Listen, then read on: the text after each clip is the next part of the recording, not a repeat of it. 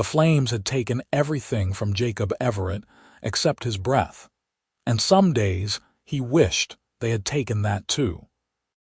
He stood outside the general store in Green River, Wyoming, watching the summer sun dip toward the horizon in 1878, painting the sky the same orange that had devoured his farmhouse 6 months prior. His hands trembled as he loaded supplies into his wagon, the same hands that had clawed through burning timber trying to reach Sarah. The doctor said she never suffered, that the smoke took her before the fire did, but Jacob knew those were just merciful lies meant to help him sleep. He did not sleep anymore. The town had been kind in the aftermath. Neighbors rebuilt his barn, brought him meals he could not eat, offered prayers he could not hear. But kindness could not fill the emptiness that stretched through his chest like the Wyoming plains, vast and unforgiving. At 32 years old, Jacob had expected to spend his life building something with Sarah. Instead, he spent his days going through motions, tending cattle that did not matter, fixing fences that might as well have been made of dust. He was tying down his supplies when he heard the commotion near the bank. A woman's voice, sharp with desperation, cut through the evening air. Jacob turned to see a small crowd gathering around someone on the ground. His first instinct was to look away, to climb into his wagon and disappear back to his isolated ranch where other people's troubles could not find him. But something in that voice, the particular quality of grief he recognized like his own reflection, pulled him forward. The woman was on her knees in the dirt, clutching a piece of paper that trembled in her hands. She was maybe 27 or 28, dark hair falling loose from pins, her traveling dress covered in trail dust. Her face was pale except for 2 bright spots of color on her cheeks, and her eyes held a wildness that Jacob knew intimately. It was the look of someone whose world had just shattered. "Madam," Sheriff Coleman knelt beside her, his voice gentle. "Madam, I need you to tell me what happened." "They killed him," she whispered, then louder, "they killed him. The Garrett gang. My husband Thomas, we were traveling from Kansas and they ambushed our wagon 2 days north of here. They shot him and took everything. They left me alive to deliver this." She thrust the paper at the sheriff. Jacob moved closer despite himself. The sheriff read the note and his jaw tightened. "It is a demand for money from the bank. They know her husband was a bank examiner carrying documents about their accounts." "I do not have any money," the woman said, her voice breaking. "Thomas was everything. We were starting over here. He had a job waiting in Green River. Now he is lying in a grave I dug with my own hands in the middle of nowhere, and I do not even know what I am supposed to do next." The crowd murmured with sympathy, but began to disperse as the sheriff helped her to her feet. Jacob watched her sway slightly, exhaustion and shock evident in every line of her body. The sheriff guided her toward his office, and Jacob found himself following. "She needs a place to stay," the sheriff was saying to his deputy. "The boarding house is full up with the railroad crew." "My wife's sister might take her," the deputy offered. "No." The word came out of Jacob's mouth before he could stop it. Both men turned to look at him, and the woman lifted her red-rimmed eyes to his face. "I mean, I have room. The ranch is only 4 miles out. It is not much, but there is a spare room. Used to be for hired hands." The sheriff studied him carefully. "Jacob, you sure about that? You have barely been to town since, I am sure." He was not sure at all, but the alternative was watching this woman disappear into someone else's care, and something in him recoiled at the thought. She needed space to break apart, and he had space. Too much of it. "I am Rebecca," the woman said quietly. "Rebecca Foster, Jacob Everett." "I do not want to be a burden, Mr. Everett." "You would not be." He gestured toward his wagon. "I have supplies loaded already. We can leave whenever you are ready." She looked at the sheriff, who nodded slowly. Jacob is a good man, Mrs. Foster. His ranch is safe and proper. If you need anything, send word and I will come out. 20 minutes later, they were rolling out of Green River as twilight settled over the valley. Rebecca sat beside him on the wagon seat, clutching a small carpet bag that apparently contained everything she had left in the world. Jacob kept his eyes on the road, acutely aware of her presence beside him. He had not been this close to another person in months. "Thank you," she said finally. "You did not have to do this." "I know what it is like," he said simply, "to have everything end in a moment." "The sheriff mentioned something happened to you. My wife died in a fire 6 months ago." The words still felt foreign in his mouth, like stones he had to push past his teeth. Rebecca was quiet for a long moment. "I am sorry. I am sorry about your husband." They fell into silence again, but it was different now. Not comfortable exactly, but shared. They were two people carrying unbearable weights, and there was something in recognizing that in each other that made the load slightly less crushing. The ranch appeared as the last light faded from the sky.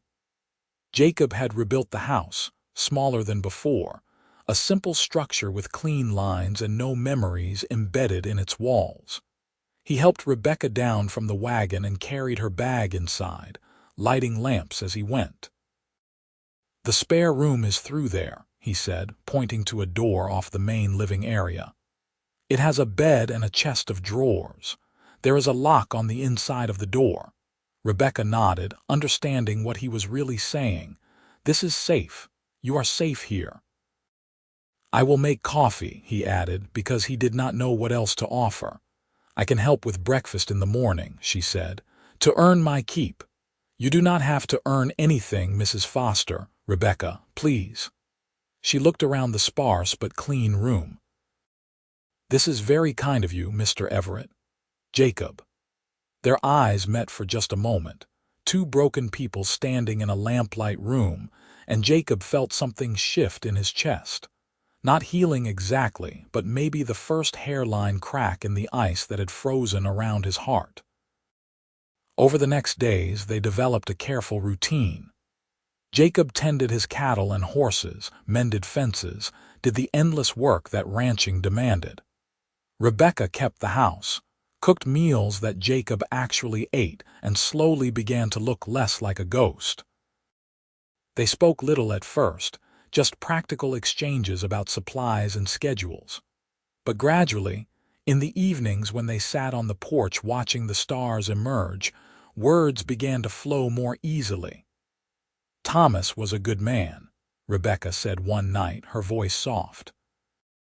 "We married 3 years ago in Kansas. He was steady and kind, and he made me laugh. The bank hired him to examine their western branches, and we saw it as an adventure, a chance to see new country together." She paused, her hands twisting in her lap. "The outlaws came out of nowhere. 5 of them masked. Thomas tried to protect me. He actually stepped in front of me and they shot him like it meant nothing, like his life was nothing." Jacob's hands tightened on his coffee cup. "Sarah loved to garden. She could make anything grow, even in this hard soil. The day of the fire, I was in town getting supplies. When I came back, the house was already burning. Neighbors said the stovepipe must have caught the roof.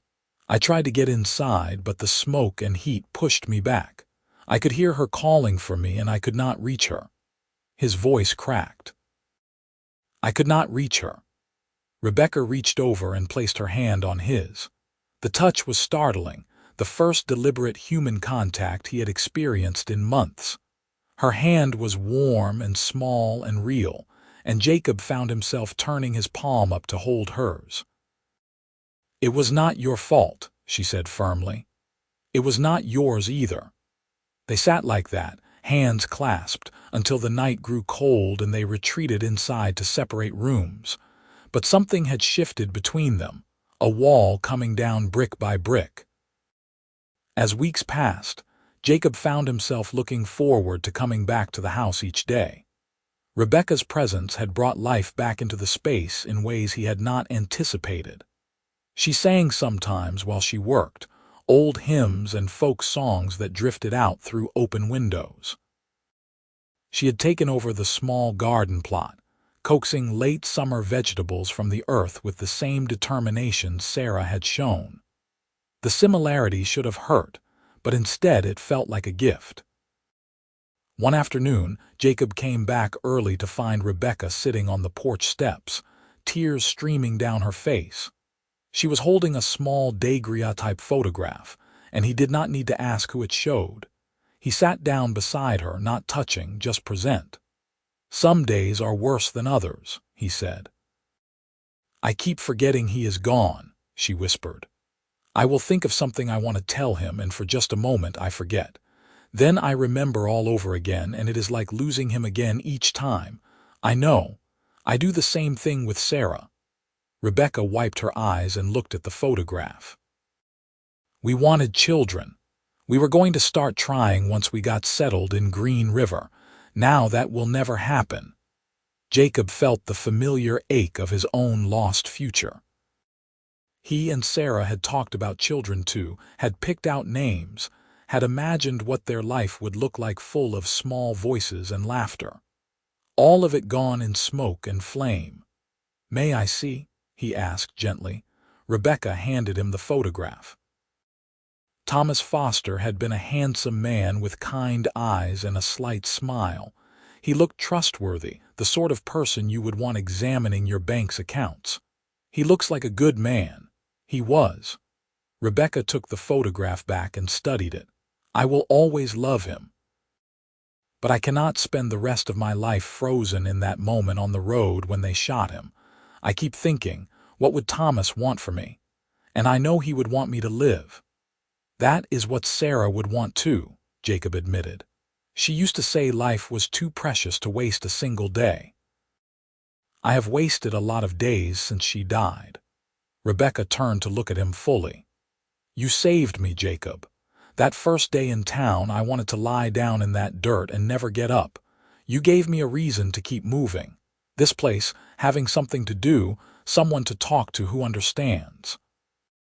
You gave me that. You saved me too," he said quietly. "I was just existing before you came, going through the motions.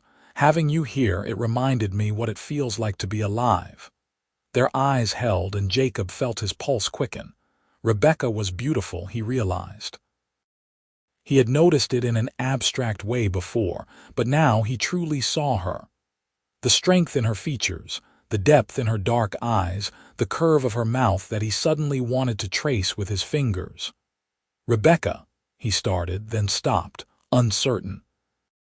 She leaned forward slowly, giving him time to pull away. When he did not, she pressed her lips to his, soft and tentative. Jacob's hand came up to cup her face, his thumb brushing her cheekbone as he kissed her back. It was gentle and sweet and shot through with shared grief and tentative hope. When they pulled apart, Rebecca's eyes were wet again. "Is this wrong? It has only been 6 months for you, and for me, I do not know," Jacob said honestly. "But it does not feel wrong. It feels like the first right thing in a very long time. I love Thomas. I still love him. I loved Sarah. I will always love her. Can we love them and still have this?" Rebecca's voice was small, uncertain. Jacob thought about it carefully. "I think," he said slowly, "that they would want us to be happy, and I think we can honor their memory and still build something new. Not as a replacement, but as a new chapter." Rebecca nodded and leaned her head on his shoulder. They sat like that as the sun moved across the sky, two wounded souls finding comfort in each other's presence. That night after dinner, Jacob asked Rebecca to walk with him. They strolled through the pasture as evening settled, the cattle lowing softly in the distance. The air was cooling after the day's heat, carrying the scent of sage and grass. "I need to tell you something," Jacob said, his voice serious. "That fire that killed Sarah, it was not just an accident. At least, not entirely. We had been having trouble with the stove pipe for weeks. I kept meaning to fix it, but I was always busy with ranch work. I chose to put it off, and that choice killed her." Rebecca stopped walking and turned to face him. "Jacob, you cannot know that the stovepipe was the cause, and even if it was, accidents happen. You did not choose for Sarah to die. But I chose not to fix something that needed fixing. And I chose to encourage Thomas to take the bank job," Rebecca countered. "I was the one who wanted adventure, who pushed for us to come west. If I had been content to stay in Kansas, he would still be alive. Do you see?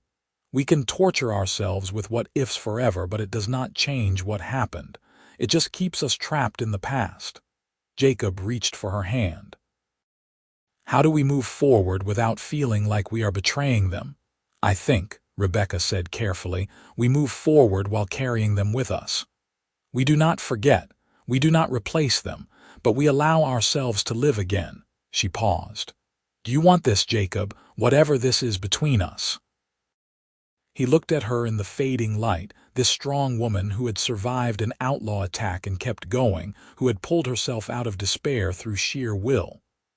"Yes," he said. "I want this. I want you." Rebecca's smile was like sunrise. "Then let us be honest about it. Let us not pretend we are not falling for each other. I care about you, Jacob Everett.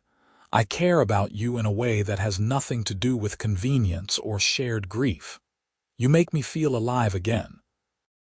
"I care about you too," he said, and then he was kissing her again, deeper this time, with intention and desire. Rebecca's arms went around his neck, and they stood there in the pasture, two people choosing to live instead of just survive.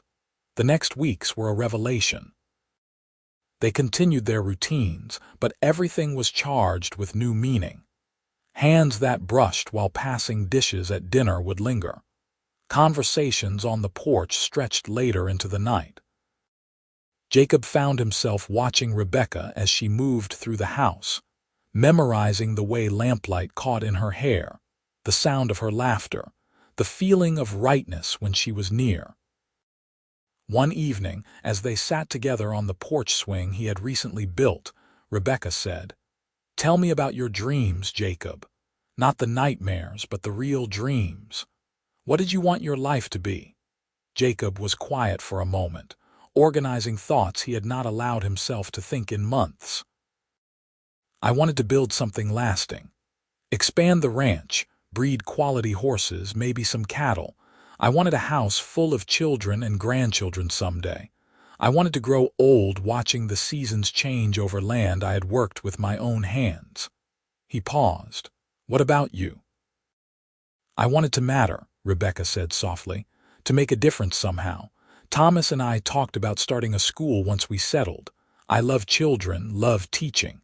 And I wanted a family of my own, a big noisy family full of love." She looked at him. "Those dreams did not die with our spouses, did they?" "No," Jacob said slowly. "They are just different now." "Could they include each other?" Rebecca asked, her voice barely above a whisper. Jacob turned to her, his heart pounding. "Rebecca Foster, are you asking me if I would consider a future with you?" "I suppose I am." She met his eyes steadily. "It is fast, I know. By society's standards it is scandalous, but we are not living by society's standards out here. We are living by the standards of people who know how fragile life is, who know that happiness is not guaranteed and tomorrow is not promised. I do not want to waste time pretending I do not feel what I feel." "What do you feel?" "I feel like I am falling in love with you," she said simply. "It is different from what I felt with Thomas. That was young love, everything new and exciting. This is deeper, built on shared understanding and genuine connection. I know your worst pain and you know mine, and we are choosing each other anyway." Jacob cupped her face in his hands. "I am falling in love with you too. You brought light back into my life when I thought I would live in darkness forever. When I think about the future now, I see you in it. I see us building something together." "Then let us build it," Rebecca said. "Let us honor the people we lost by living fully and loving completely." They sealed it with a kiss that held promise and commitment. That night, Rebecca did not return to the spare room. She stayed with Jacob, and they held each other through the darkness, finding comfort and connection in shared warmth. Autumn arrived with golden aspen leaves and crisp mornings. Jacob and Rebecca had settled into their new relationship with surprising ease. They worked side by side, improving the ranch, planning for the future. Jacob was teaching Rebecca to ride better, and she was teaching him to cook more than just basic survival meals. One morning, as they were finishing breakfast, a rider approached the house. It was Sheriff Coleman, and Jacob's stomach tightened. The sheriff never came out unless there was trouble. "Jacob, Mrs. Foster," the sheriff said, dismounting. "I've got news about the Garrett gang." Rebecca stood up quickly, her face paling. "Have they been caught?" "Not exactly. But we have got information they are planning another robbery, this time hitting the bank in Green River. I am organizing a posse to set a trap." He looked at Jacob. "I could use men I trust. Would you ride with us?" Jacob glanced at Rebecca, seeing the fear in her eyes. "When?" "3 days from now. That is when our informant says they will strike." "I will ride," Jacob said. Rebecca's hand found his under the table and squeezed hard. After the sheriff left, Rebecca turned to him. "You do not have to do this." "Yes, I do. Those men killed your husband. They need to face justice. And if something happens to you, Jacob, I just found you. I cannot lose you too." He pulled her close. "You will not lose me. I promise I will come back to you." "You cannot promise that," she said, her voice breaking. "Thomas probably thought he would come home too." "I am not Thomas," Jacob said gently, "and this is different. We will have the advantage of surprise, law on our side, numbers. But more than that, I have something to come home to now. I have you. That is powerful motivation to stay alive." Rebecca buried her face in his chest. "I am terrified." "So am I," he admitted. "But doing nothing is not an option. These men will keep killing until someone stops them." The next 3 days were tense. Jacob made preparations, checking his rifle and pistol, making sure his affairs were in order just in case. Rebecca tried to act normal, but he could see the fear in her eyes every time she looked at him. The night before he was to ride out, they lay together in bed, Rebecca's head on his chest. "Jacob." "Yes." "If something happens to you, I need you to know that you saved my life in every way a person can be saved. You gave me a reason to keep living when I wanted to die. You showed me that love can come more than once, that the heart is more resilient than we think." He kissed the top of her head. "Nothing is going to happen. But if it does, I need you to know that you did the same for me. You brought me back from the edge. You reminded me that life is worth living." "When you come back," she said firmly, "I want us to get married, properly, with the whole town as witnesses. I want to be your wife, Jacob Everett." His heart swelled. "Then I had better make sure I come back, because nothing would make me happier than calling you my wife." They made love that night with desperate intensity, trying to memorize every touch, every sensation, in case the unthinkable happened. The next morning, Jacob rode into Green River before dawn. The posse assembled quietly, 10 good men, including the sheriff. The plan was simple. The bank would appear to operate normally, but armed men would be hidden inside and in strategic positions around the building. When the Garrett gang arrived, they would be surrounded. The waiting was the hardest part.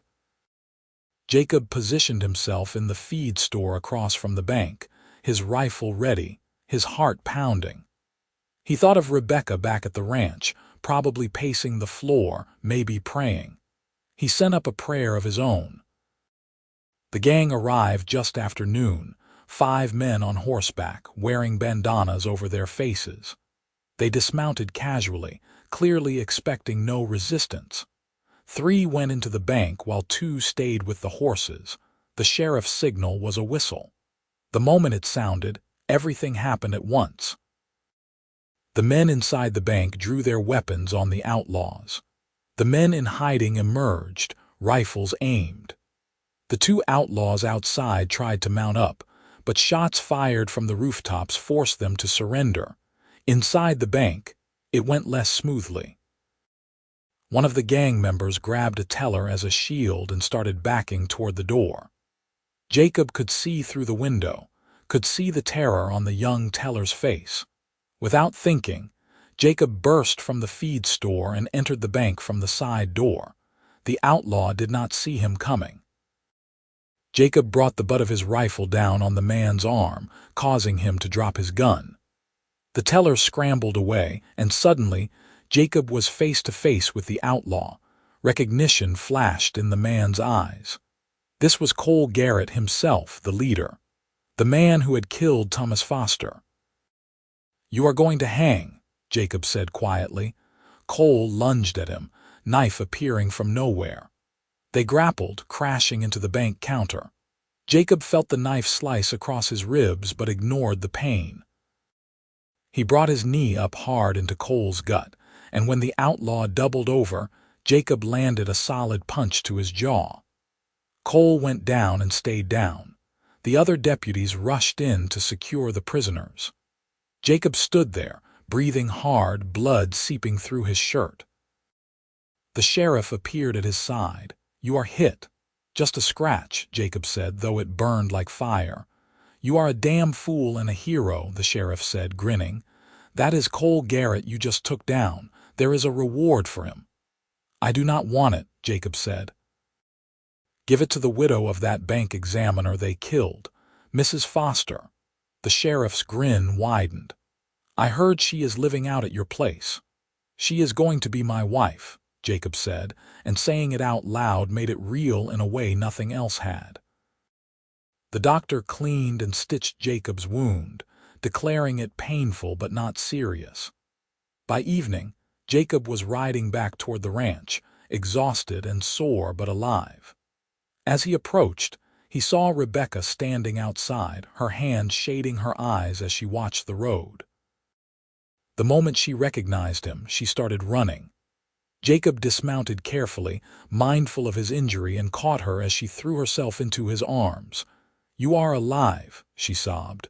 "You are alive." "I promised I would come back," he said, holding her tight despite the pain in his side. She pulled back and saw the blood on his shirt. "You are hurt." "It is nothing serious." The doctor stitched it up. "What happened?" As they went inside and Rebecca fussed over his bandages, Jacob told her everything. When he got to the part about Cole Garrett, Rebecca's face went white, then red. "You caught him. The man who killed Thomas, they caught all of them. They will stand trial, but the sheriff says it is an open and shut case. They will hang." Rebecca was quiet for a long moment. "Good," she said finally. "That probably makes me a terrible person, but I am glad they will hang. They took so much from so many people." "It makes you human," Jacob said gently. "Justice is not the same as vengeance, and this is justice." She kissed him softly. "You kept your promise. You came home." "Always," he said. "I will always come home to you." 2 weeks later, on a crisp October morning, Jacob Everett and Rebecca Foster were married in the little church in Green River. The whole town turned out, happy to celebrate something joyful after so much tragedy. Rebecca wore a simple blue dress and Jacob wore his best suit. When they exchanged vows, both had tears in their eyes. "I, Jacob, take you, Rebecca, to be my lawfully wedded wife," he said, his voice strong and clear. "I promise to honor you, cherish you, and build a life with you based on love and trust." "I, Rebecca, take you, Jacob, to be my lawfully wedded husband," she replied. "I promise to stand by your side through whatever comes, to love you completely, and to make a home filled with joy." When the preacher pronounced them husband and wife, Jacob kissed Rebecca with all the love in his heart.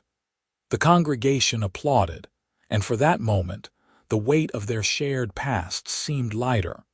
The reception was held at the town hall with food and dancing and genuine happiness. As Jacob and Rebecca danced together, she whispered, "I never thought I could be this happy again." "Neither did I," he admitted. "But here we are." "Here we are," she echoed, resting her head against his chest. That night they returned to the ranch as husband and wife. Jacob carried Rebecca over the threshold, making her laugh. "We have been living here for months," she protested. "That is different. Now you are Mrs. Everett." "Mrs. Rebecca Everett," she said, trying it out. "I like how that sounds." They built a life together over the following months. Winter came hard that year, with heavy snows that kept them mostly isolated at the ranch. But they did not mind. They had each other, and that was enough.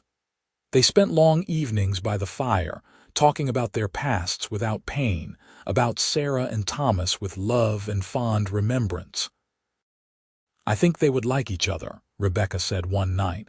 "Sarah and Thomas, if they could see us now, I think they would approve." "I think so too," Jacob agreed. "Sarah always wanted me to be happy. She would like you." "Thomas always said life was for living, not for playing it safe. He would like that I took a chance on love again." As spring arrived in 1879, Rebecca had news. She caught Jacob's hand one morning at breakfast and placed it on her stomach. "We are going to have a baby," she said, her eyes shining. Jacob felt his breath catch. "Are you sure?" "The doctor in town confirmed it yesterday. I wanted to be certain before I told you. We are going to be parents, Jacob." He pulled her into his arms, overwhelmed with joy and fear and hope. "I am going to be a father." "And I am going to be a mother," Rebecca said, laughing through happy tears. Finally, the pregnancy was not easy. Rebecca suffered from terrible morning sickness for months, and Jacob worried constantly. But she was strong and determined, and as her belly grew, their excitement overwhelmed their fear. They spent the long summer preparing. Jacob built a cradle by hand, spending hours sanding and finishing the wood until it was smooth and perfect. Rebecca sewed tiny clothes and blankets, her face glowing with anticipation. They argued good-naturedly about names. "If it is a boy, what about James?" Jacob suggested. "I like that." "And if it is a girl, maybe Rose Everett. That is beautiful." As it turned out, they needed both names. In late October of 1879, almost exactly a year after their wedding, Rebecca gave birth to twins. A boy and a girl, both healthy and loud. Jacob held his son in one arm and his daughter in the other, tears streaming down his face. "They are perfect," he whispered. "You are perfect." Rebecca, exhausted but beaming, reached up to touch each baby's face. "James and Rose, our family." The twins brought chaos and joy in equal measure. Sleepless nights and endless diapers, but also first smiles and tiny fingers wrapped around their own. Jacob had never been so tired or so happy. He would stand by their cradles sometimes, just watching them sleep, marveling that life could give him this second chance. Rebecca bloomed as a mother. Despite the exhaustion, she was patient and loving, singing to the babies the same songs she used to sing while working in the garden. She and Jacob worked as a team, supporting each other through the challenges of new parenthood. One night, when the twins were about 3 months old, Jacob and Rebecca finally managed to have a quiet moment on the porch together. The babies were asleep, the ranch was secure, and the stars were brilliant overhead. "You ever think about where we would be if we had not met?" Rebecca asked. Jacob considered it. "I would probably still be going through the motions, alone and empty. I do not know if I would have survived," she admitted. "That day in town, I was so close to just giving up. Then you appeared and offered me a lifeline." "We saved each other," Jacob said simply. "We did, and now look at us. Two broken people who managed to create something beautiful." She gestured toward the house where their children slept. "They are our second chance, Jacob. Our proof that life goes on, that love is stronger than loss." He pulled her close. "I love you, Rebecca Everett." I loved Sarah, and I will always carry her in my heart, but I love you with everything I am now. You and James and Rose, you are my life. And you are mine, she said. All of you. The years passed quickly after that. The twins grew into toddlers, then children. James was quiet and thoughtful like his father, while Rose was spirited and determined like Rebecca. The ranch prospered as Jacob expanded the horse breeding program he had always dreamed of. Rebecca started a small school in Green River, teaching the children of ranchers and townspeople, finally fulfilling that dream she had shared with Thomas. They had more children, another son they named Samuel when the twins were 3, and finally a daughter they named Sarah when James and Rose were 5. Naming her after Jacob's first wife had been Rebecca's idea. She would want to be remembered, Rebecca had said. And I want our daughter to have her name. Sarah brought you into the world so that eventually you could find me. I think that is worth honoring. Jacob had cried when little Sarah was born, remembering the woman he had lost and grateful for the woman he had found. Life was not about replacing people, but about honoring them while moving forward.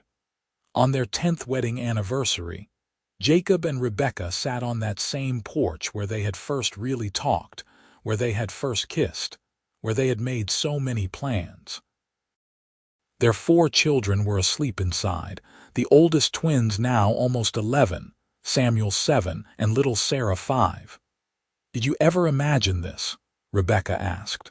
When you were standing in town that day deciding whether to offer me a place to stay?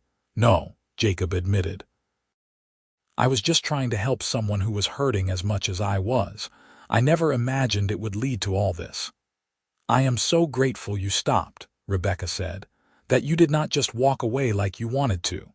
Something told me not to. Maybe it was Sarah, or maybe it was just fate. Whatever it was, I am grateful too. They watched the sun set over the Wyoming plains, painting the sky in shades of orange and gold. It no longer reminded Jacob of fire and loss. Now it was just beautiful, a reminder that even the darkest nights eventually give way to light. We should tell them, Rebecca said suddenly. When they are older, I mean, about Sarah and Thomas, about how we found each other. We should, Jacob agreed. They deserve to know that their parents understand grief and loss, that we built this family on the foundation of survival and choice. It is a good story, Rebecca said. Sad in parts, but ultimately hopeful. All the best stories are, Jacob replied, taking her hand. Inside the house, one of the children called out, probably little Sarah having a nightmare. Rebecca started to rise, but Jacob gently stopped her.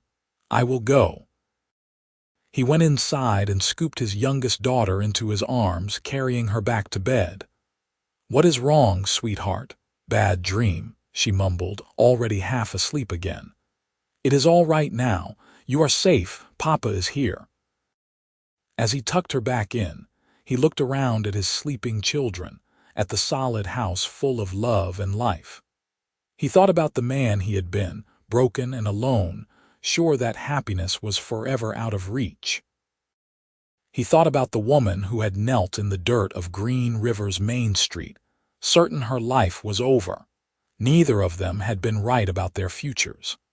They had found each other in the wreckage of their pasts and built something neither could have imagined. It was not the life Jacob had planned with Sarah, or the life Rebecca had dreamed of with Thomas. It was something entirely new, forged in shared pain and mutual understanding, and it was beautiful. He returned to the porch where Rebecca waited. She looked up at him with such love in her eyes that his breath caught even after all these years. All settled, she asked. All settled. Come here, she said, patting the space beside her. Let us sit a while longer. Jacob sat and Rebecca leaned against him. They stayed there as the stars came out, one by one, pinpricks of light in the vast darkness. Just like hope, Jacob thought. No matter how dark things got, there was always light to be found if you knew where to look. Years continued to flow like the Green River itself, steady and sure. The twins graduated from Rebecca's school and began to find their own paths. James showed a gift for working with horses, taking over more of that aspect of the ranch. Rose wanted to be a teacher like her mother, already helping with the younger students at 12 years old. Jacob and Rebecca grew older together, their love deepening with each passing season. They had weathered difficult times, harsh winters, sick children, financial worries. But they faced everything together, their bond stronger because it had been forged in the crucible of loss and survival. On quiet evenings, they still talked about Sarah and Thomas, not with pain anymore, but with gentle remembrance. They told their children about the people who had come before, making sure those lives were not forgotten. "Your father was married before," Rebecca explained to the children one night when they were old enough to understand. "To a wonderful woman named Sarah who died in a fire. And I was married to a kind man named Thomas who was killed by outlaws. We both lost people we loved very much." "Is that why you named me Sarah?" their youngest daughter asked. "Yes," Jacob said. "We wanted to honor her memory, and we wanted you to know that love can survive loss, that the heart is capable of healing and loving again." "Are you sad they died?" Samuel asked. "We will always carry some sadness," Rebecca said honestly. "But we are also grateful for the time we had with them, and grateful that losing them led us to each other. Life is complicated that way. We can hold sadness and joy at the same time." "I think that is very grown up," Rose said solemnly. And everyone laughed. When Jacob was 47 and Rebecca was 42, they finally built the new house they had been planning for years. Bigger than the original, with enough room for all their children and eventually grandchildren. They incorporated wood from the barn that had survived Sarah's fire, a way of carrying the past into the future. The night they moved in, they stood in the completed house and looked around in satisfaction. Their children were running through the rooms, excited by all the space. Rebecca slipped her hand into Jacob's. "We did it," she said. "We built the life we dreamed about." "We did," he agreed. "Together." "I want you to know something," Rebecca said seriously. "I loved Thomas, and a part of me always will, but you are the love of my life, Jacob Everett. You are the person I was meant to spend my years with. Everything I went through, even the terrible parts, led me to you. I would not change it." Jacob pulled her close, emotion tightening his throat. "You are my everything, Rebecca. Sarah was my first love, and I will always be grateful for the time we had.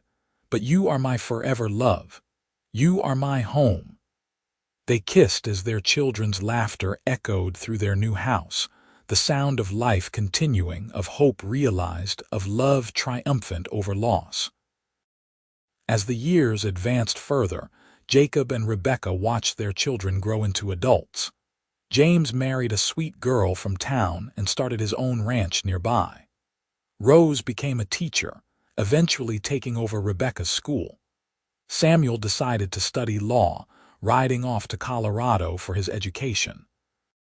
Young Sarah, true to her namesake's legacy, developed a passion for growing things and kept the most beautiful garden anyone in Green River had ever seen. Grandchildren arrived, filling the house with noise and joy.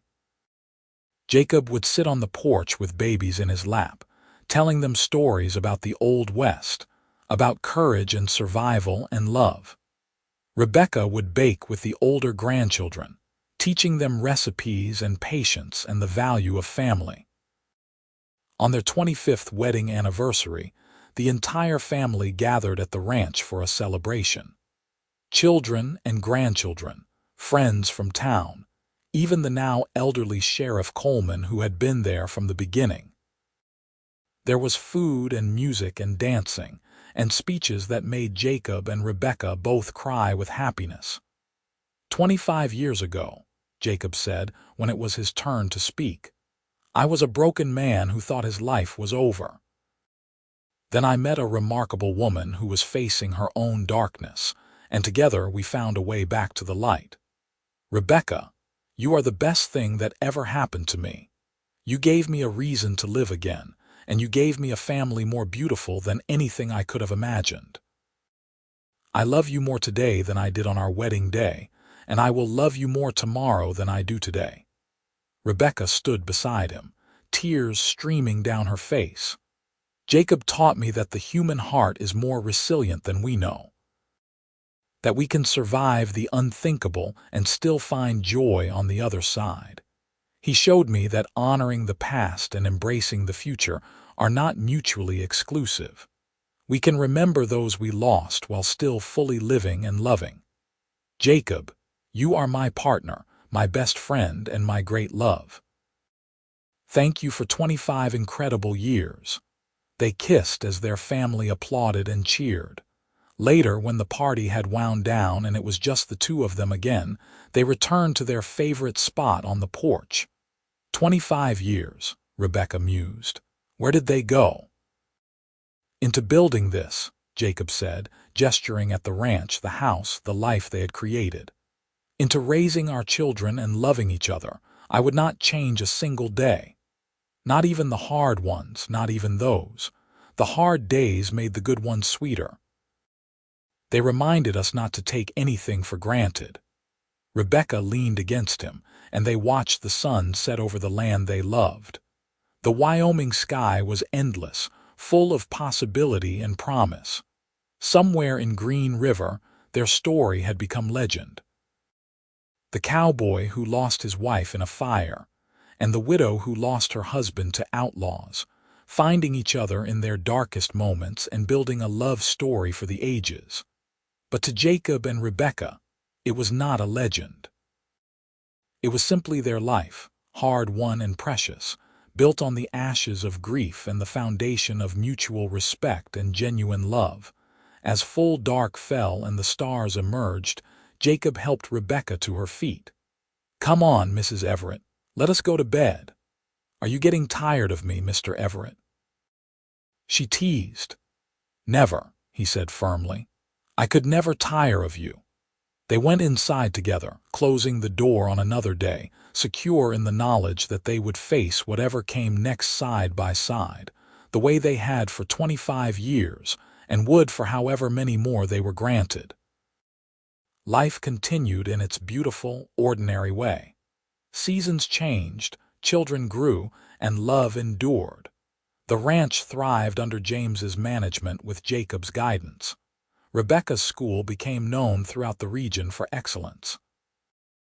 The family remained close, gathering frequently for meals and celebrations.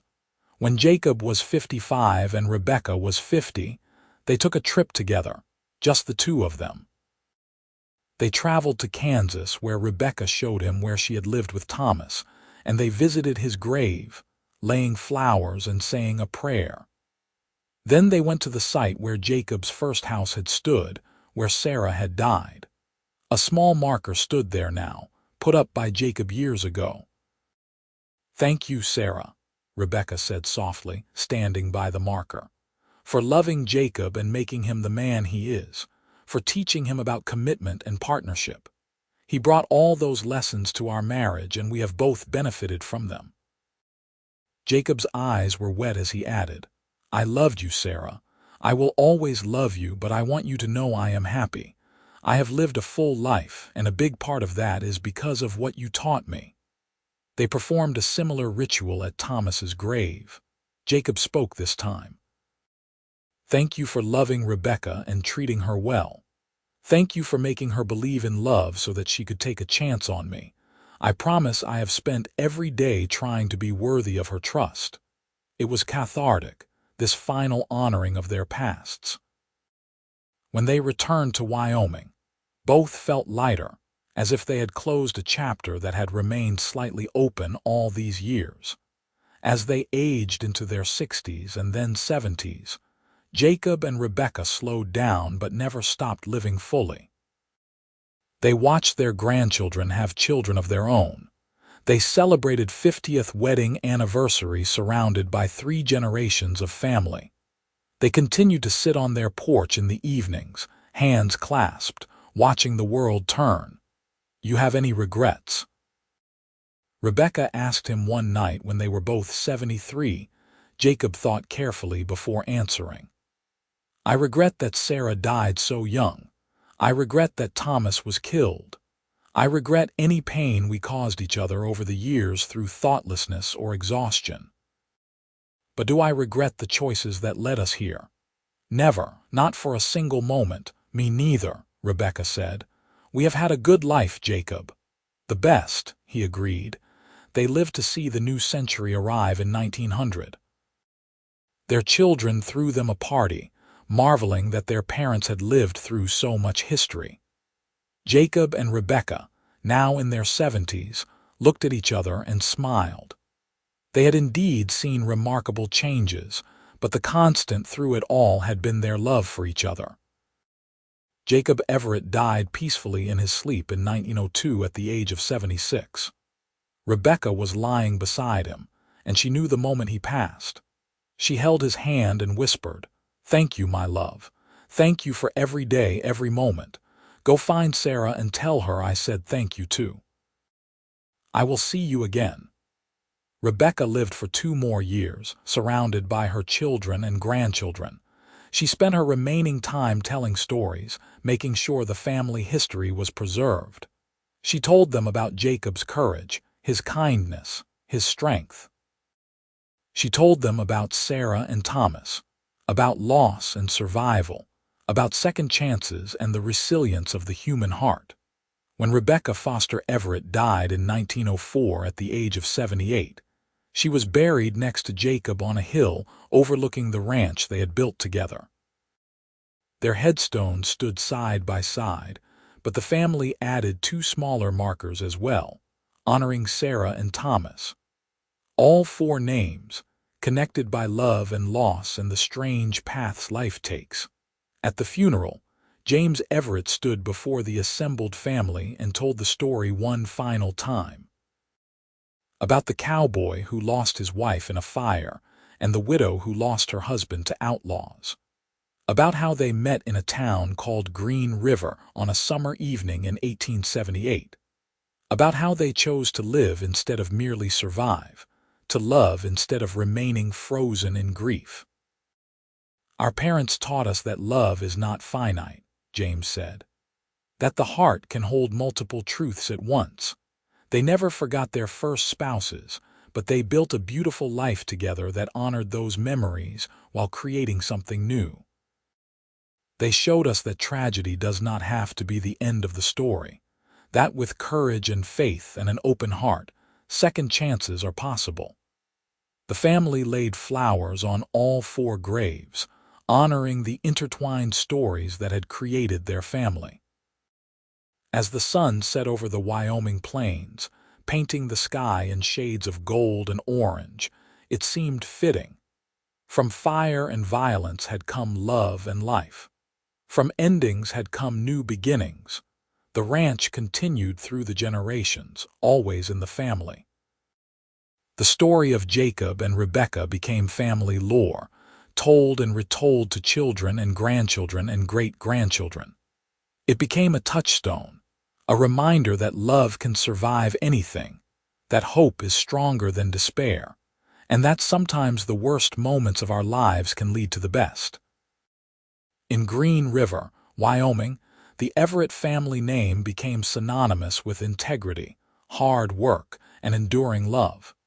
The school that Rebecca started continued for decades, educating generations of children. The horses that Jacob bred became prized throughout the region. But more than any material legacy, Jacob and Rebecca left behind the example of their love, a testament to the human capacity for healing and growth. Their story was one of loss transformed into love, of pain becoming purpose, of 2 broken people choosing to help each other heal. It was a story of the Wild West, of cowboys and outlaws, of fire and violence. But more than that, it was a love story, pure and simple. A reminder that even in the darkest times, even when all seems lost, love can find a way, and in the end, that is what mattered most. Not the hardships they endured or the tragedies they survived, but the love they built together, brick by brick, day by day, choice by choice. A love that lasted a lifetime and echoed through generations, proving that the best way to honor those we have lost is to live fully and love completely. The sun set over the Everett Ranch one final time in this telling, but the love story of Jacob and Rebecca continued in the hearts of their descendants, a beacon of hope for anyone who has ever lost everything and wondered if happiness was still possible. Their answer, lived out over decades of commitment and joy, was a resounding yes.